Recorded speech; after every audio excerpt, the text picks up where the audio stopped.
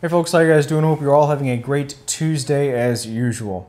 Last week was a really fun week for me here in the shop because I got to complete a project that's been on my mind, kind of in the back burner for quite a while, and that is this camera stand that you can't see because I'm currently using it as a camera stand. But anyway, it was a easy project to make. It was really quick. I knocked it all out in a day, which is better than I thought. And then also, it just turned out really great. Like, the ease of use that I'm enjoying with this is so much better than that tripod. I actually went this past Sunday to shoot some family portraits with some family, and I had to bring the crappy tripod with me.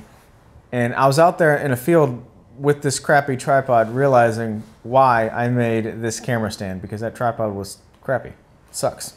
So anyway, I know that you guys can't share this excitement with me because this is something that's so specific to my job, basically what I do, and it's just super awesome.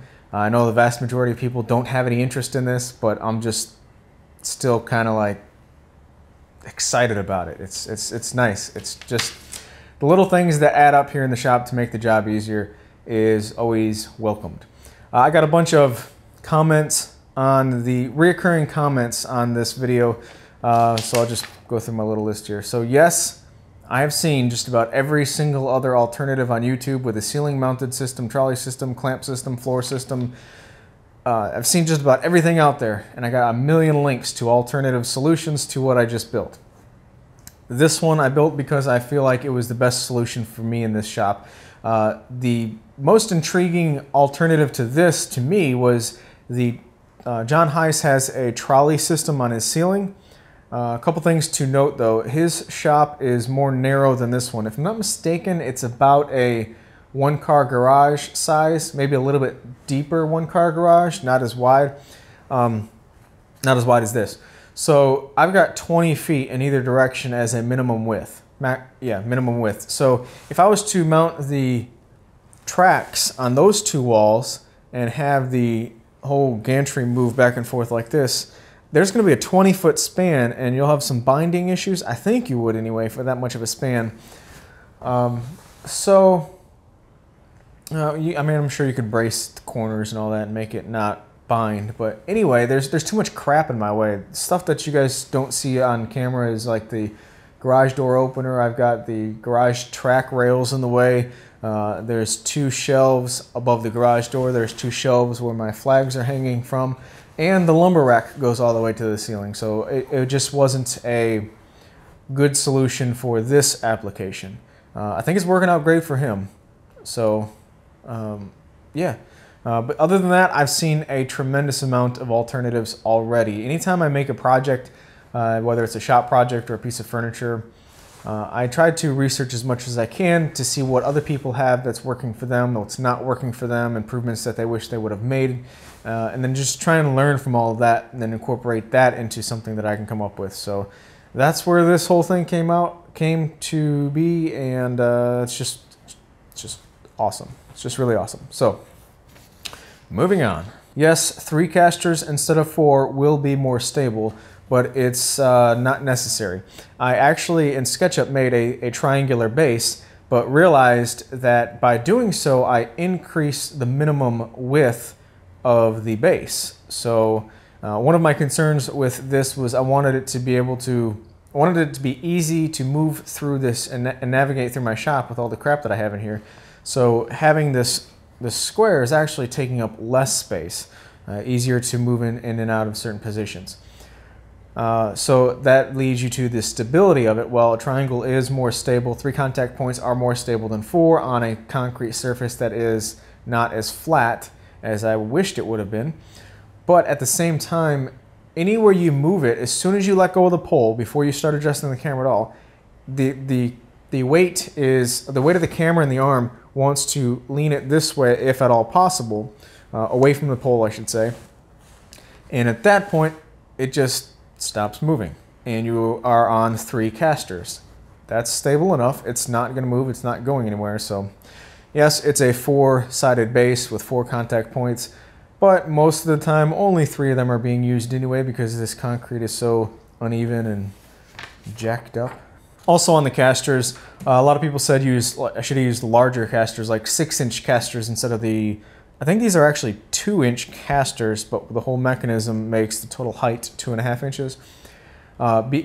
But use larger casters because it's easier to roll over crap that's in your way if you just hit a piece of scrap on the floor, a small little whatever. Well, yeah, that's true, but that's not the solution to the problem. The solution to the problem is get the crap out of the way so you can move the cart. Regardless of what size casters you have, I'm going to get the crap out of the way instead of trying to force it over whatever's on the floor. It's just like using a shopping cart in a grocery store. Just figure out what you just hit and move around it. Don't try and run it over 6 times. And yes, if I mount the arms on the right side of the carriage bolt, gravity would cause them to tighten if it falls, and therefore be less likely to fall. True. However, just the way that the camera is and then the camera mount, all cameras are have a right-handed grip. Therefore, just about all swivel mounts for tripods are on the left-hand side. So my right hand is higher, my left hand is lower. And the swivel mount, if I was to flip it around to where the arms would be on the right-hand side of the carriage bolt, then my swivel mount would be less easily accessible because of the arm. So I thought about that, and no, I'm not going to do that just because of the ease of use in this orientation. I know that's the wrong thing to do, technically speaking, but that's the exact reason why I put such a long arm on the locking knob for the carriage bolt. That way I can really crank down on some leverage, really crank it down with that added leverage really easily. And therefore it's just super tight and it's not going to move. Yes, if this thing starts to fall, it will loosen it up, but it's too tight to loosen up. So it's just a really small risk I'm willing to take, and also that's one of the reasons why I added the bungee cord too as a little safety feature. What I have is working out just fine though. The spray that I recommended using on the casters, it's a PTFE spray, and I think that's like Teflon, I think. PTFE spray. The one I used is that's silicone, that's not it. Is a, same can, different name. Anyway, dirt and dust resistant PTFE spray dry lube. This is the exact stuff that I used.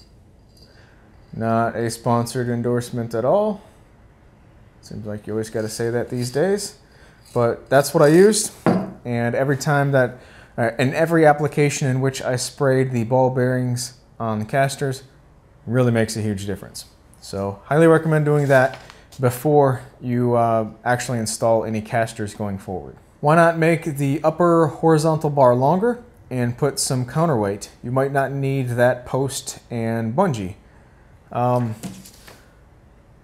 Yeah, but the post and the bungee is completely not in the way. If I was to extend the arm to have a counterweight on the other side, even if it is, you know, only 8-10 inches long, it's still taking up space on the other side and something else for me to bump into as I navigate around it. So the post and the bungee completely out of the way and are doing the job just fine. I knew that I did not want to have a counterweighted system simply because what Jeremy Schmidt mentioned in his video. I'll post a link to his video at the end of this one if you haven't already seen it. Be sure to check it out. But he mentioned in there it's just in the way. So I don't want anything in the way on the other side. That's why I did not do that.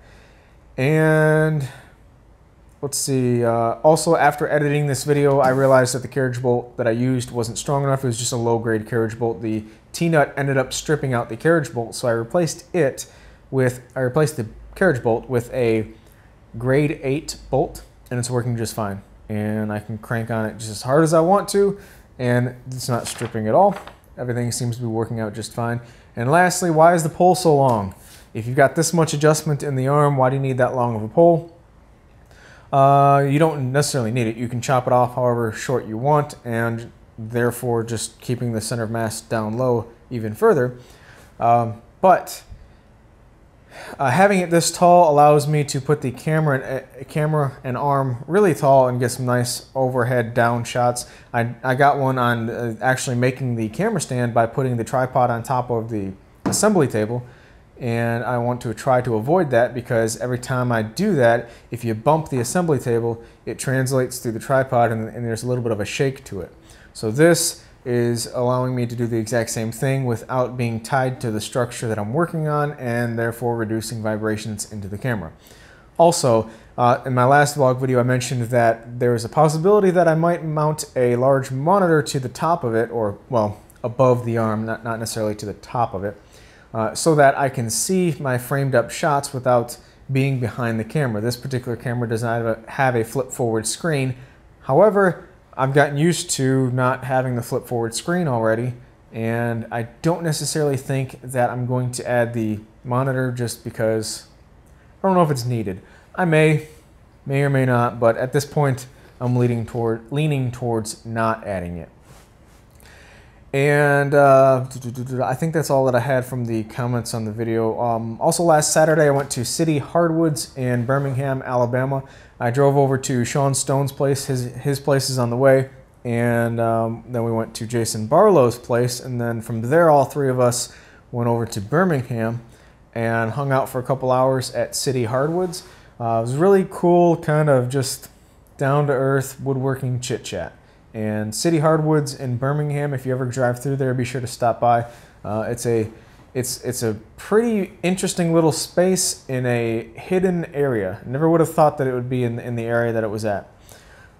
So that was fun. And then Sunday we went a couple hours north of here to shoot some family portraits. And using that crappy tripod while I was up there really made me realize how much I like this camera stand already. So yeah, busy week. This week I'm going to do something with a router. I'll give you that. Anyway, that's it. You guys take care. Have a great week, and I'll talk to you next time.